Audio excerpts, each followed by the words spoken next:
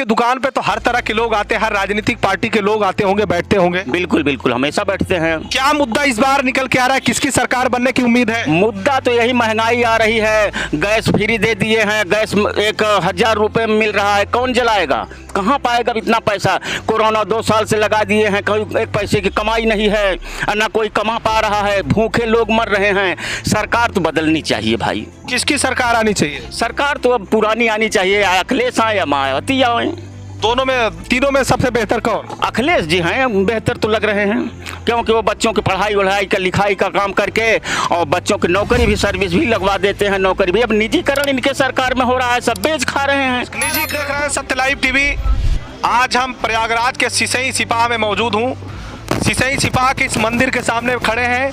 इस मंदिर का नाम है सर्वेश्वर नाथ मंदिर और यहाँ पर इन दिनों रामलीला का मंचन हो रहा है, रामलीला चल रहा है। बताया जा रहा है कि 30 अक्टूबर को यहाँ पर मेले का आयोजन होगा, यानी कि आज से करीब 3 दिन बाद मेला है और यहाँ पर हर दिन की तरह शाम हो रही है और आज यहाँ पर काफ़ी संख्या में लोग मौजूद हैं। मैं इसी रास्ते से गुजर रहा था, देखा यहाँ पर काफ़ी लोग बैठे हैं, तो हमारे मन में विचार आया कि 2022 के चुनाव से पहले यहाँ के जनता का मूड जानूं कि आखिर यहाँ के जनता का मुद्दा क्या है और 2022 में कैसा रहेगा चुनाव, किसकी बनेगी सरकार, यहाँ के लोगों से जानने के लिए मैं यहाँ पर पहुँचा। क्या नाम है आपका? जंग बहादुर पटेल। पटेल जी, 2022 में चुनाव है और यहाँ पर आप देख सकते हैं कि सभी राजनीतिक पार्टियां अपने अपने चुनावी घोषणा पत्र, चुनावी मुद्दों के साथ मैदान में हैं। क्या लगता है 2022 का चुनाव कैसा रहेगा?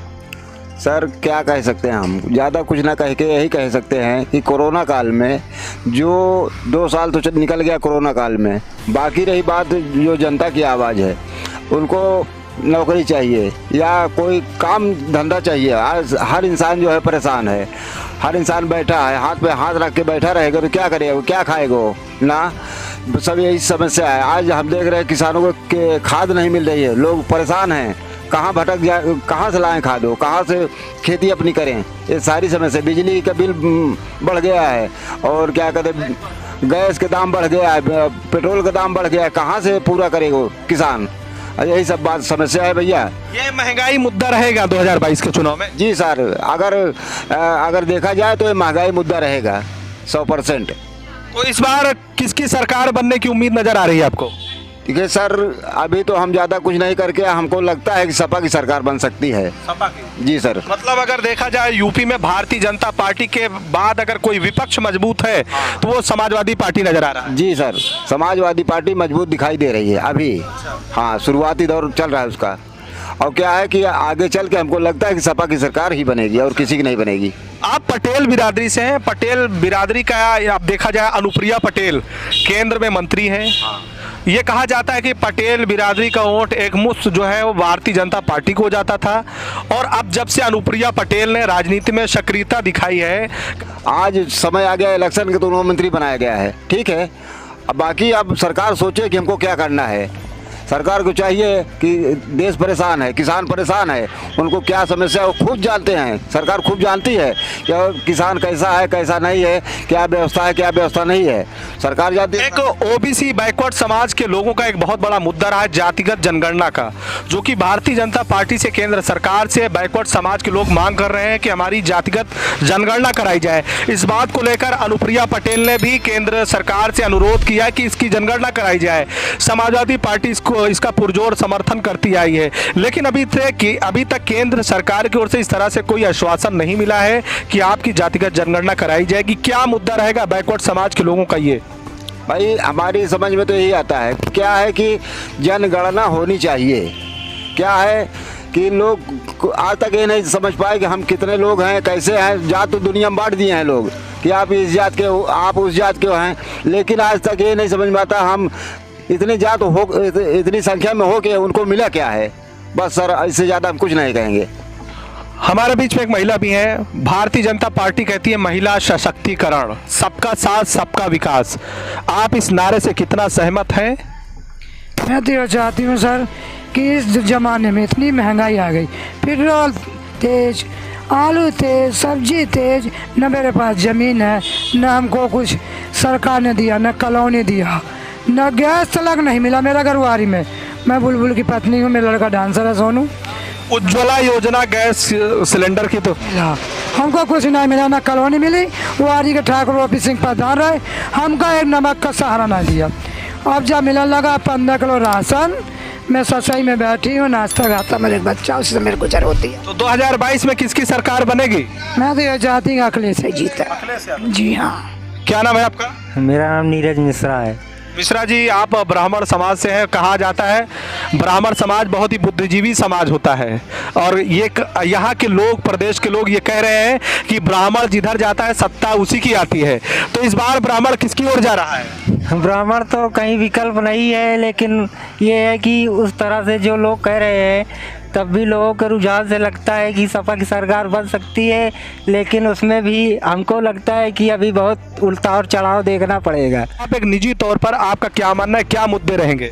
मुद्दे, महंगाई के मुद्दे इसमें प्रमुख हो सकते हैं, और भी मुद्दे हैं इसके खिलाफ। और लेकिन ये है कि बीजेपी इससे कम बहुमत में नहीं रहेगी। क्यों रहेगी बीजेपी?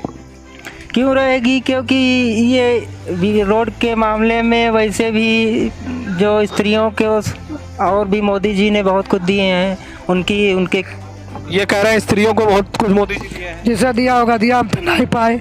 हम जो अपने मरे स्वर्ग, अपने मरे नरक, हमें तो नहीं मिला। बुलबुल बाबू है, वो आज मेरा घर है, हमका प्रधान मर जा कुछ ना दिए भैया, साफ बात। दादा, क्या नाम है आपका? हमारा नाम है अरविंद सिंह ठाकुर। ठाकुर साहब, क्या होगा? अरे जो सरकार करी वही होई भैया। तो अब तो 2022 में फिर से चुनाव नजदीक है। आपको कितना फायदा मिला इस सरकार में? क्या इस सरकार के कामकाज से आप खुश हैं? हमका न फायदा मिला है, न हमारा नुकसान है साहब। अच्छा, हाँ, हम सरकार किसकी बननी चाहिए? सरकार जैन का बनी भैया, हुए हमारे बड़े सब ठीक है। कहेंगे आपका? राज बहादुर नाम है मेरा। क्या कह रहे हैं आप? अरे महंगाई बहुत ज़्यादा है। हाँ, महंगाई जो है, हर चीज़, नौकरी वोकरी कुछ नहीं मिल रही है। पेट्रोल महंगा है, डीजल महंगा है, कल तेल महंगा है। इस सरकार भ्रष्ट है बिल्कुल। ये सरकार नहीं होनी चाहिए, सरकार सपा की होनी चाहिए। हम लोग भाजपा कह रही है कि हमने सबका साथ सबका विकास किया है। कुछ नहीं किया है, भाजपा कुछ नहीं किया है। सपा की सरकार होनी चाहिए। लड़का सब घूम रहे हैं, टहल रहे हैं, कोई नौकरी नहीं मिल। फ्री में राशन दिया, कुछ नहीं। राशन से क्या होता है? राशन पेट भरता है क्या? 5 किलो राशन से तेल मसाला कौन देगा? 200 रुपये किलो तेल है। तेल कहाँ से लड़ाई?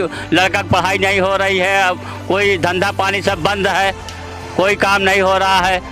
सरकार भ्रष्ट है ये। हमारा नाम गौतम सिंह है भैया। गौतम सिंह कौन से समाज से हैं? हम ठाकुर हैं। ठाकुर साहब, बताइए क्या होगा 2022 में? अब जो होगा साहब सब देखा जाएगा, अब क्या किया जाए। नहीं, फिर भी सरकार के कामकाज से आप खुश हैं या नहीं? हम लोग तो नहीं खुश हैं। क्या हुआ है? अरे बहुत दिक्कत है, कुछ रोजगार ही नहीं मिला। लॉकडाउन से आए यही बम्बई से बैठा है, यार 2 साल से 1 रुपया कहूँ कमाई हो कहा साहब। सरकार तो दावा कर रही 4,75,000 लोगों को रोजगार दिया। अरे हमका लोग का तो कुछ नहीं मिला, जहाँ दे वो साहब। फ्री में राशन नहीं दिया? हाँ, फ्री में राशन तो दिया। वैक्सीन भी लगवाया? अब वैक्सीन भी लगवाया, तो उसे कहा हो साहब 5 किलो दे दिया, 10 किलो तो कहाँ चला। नून तेल लकड़ी इतना खर्चा रहा था साहब। क्या नाम है आपका? लालचंद। लालचंद जी, बताइए क्या करते हैं आप? हम बिजली विभाग में हैं। बिजली विभाग में? बिजली विभाग में हैं आप? एक सेकंड। आज ये कहा जा रहा है बिजली विभाग में बहुत सारी भ्रांतियां फैली हुई हैं निजीकरण को लेकर के, क्या कहेंगे आप? निजीकरण यह है कि गवर्नमेंट से ये चाहिए कि सबको अगर निजीकरण कर रही है तो ऐसा नहीं करना चाहिए। जो प्राइवेट लोग संविदा वाले हैं उनको भी गवर्नमेंट करे, किसी की वैकेंसी गवर्नमेंट ना निकाले जब तक उनका हो न जाए। ये भी गवर्नमेंट। सरकार के कामकाज से आप लोग खुश हैं? सरकार का कामकाज ये है कि गवर्नमेंट के जो भी अप्लाई हैं उनको तो इतने वेतन दिया जा रहा है, और जो प्राइवेट उनसे ज़्यादा काम लिया जा रहा है, और वेतन भी बहुत नॉर्मली है। तो हाँ, सरकार 2022 में किसकी बननी चाहिए? अखिलेश की। अखिलेश की। यहाँ पर आप कितने वर्षों से दुकान इस चला रहे हैं? यहाँ से हम दुकान तो कम से कम 12-14 साल से चला रहे हैं।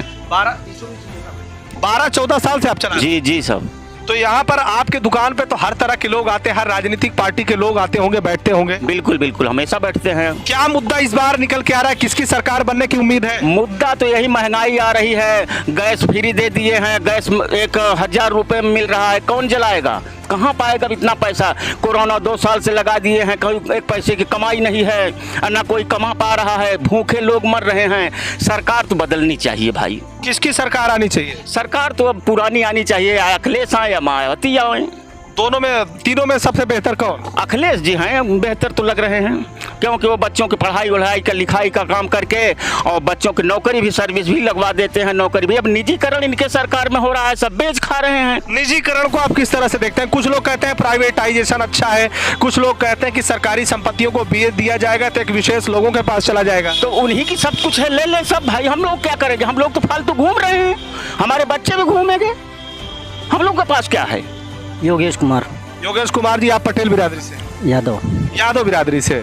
तो यहाँ पर लोगों को बड़ी उम्मीदें हैं अखिलेश यादव से। चुनौतियां भी काफ़ी कठिन है और कठिनाइयां भी बहुत है, क्योंकि भारतीय जनता पार्टी एक देखा जाए तो सत्ता में है और ये दावा कर रहे कि हमने बहुत काम किया है। तो क्या लगता है आपको, क्या कैसा रहेगा 2022 का चुनाव?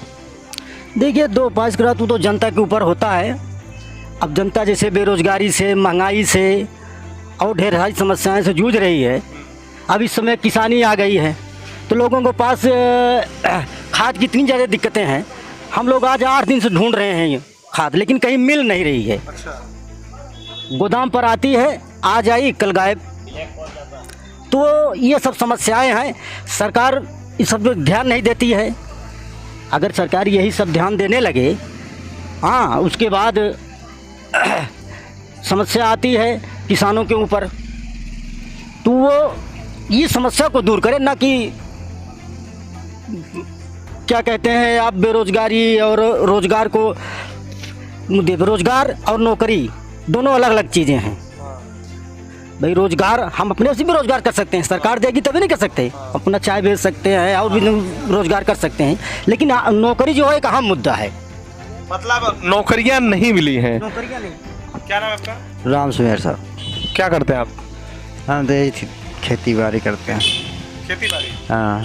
तो आप एक किसान हैं, कैसा रहेगा 2022 का चुनाव? किसान बहुत आंदोलन कर रहे हैं दिल्ली में, उनका आंदोलन सही है या गलत है? महंगाई देखते हुए सरकार को बदल देना चाहिए, इसलिए कि और आगे चल के और दिक्कत दिखाई देगी। ये सरकार रहेगी और दिक्कत आती रहेगी। अब इसलिए सरकार बदल जाएगी, बहुत सा परिवर्तन हो जाएगा। अच्छा, सरकार तो कह रही कि जो हमने 3 कृषि कानून लाए थे, कृषि कानून जानते हैं कि नहीं आप? नहीं। अच्छा, नहीं जानते। चलिए, कृषि कानून के बारे में नहीं जानते, लेकिन कुल मिलाकर के यहाँ पे जो चीज़ें निकल के आ रही हैं कि 2022 का चुनाव भारतीय जनता पार्टी के लिए एक बहुत बड़ी चुनौती है। और इस चुनौती से किस तरह से निपटेंगे, हालांकि 5-6 महीने का समय है अभी चुनाव में। और उससे पहले मैंने यूपी के जनता का मूड जानने का प्रयास किया है कि आखिर यूपी की जनता क्या कह रही है।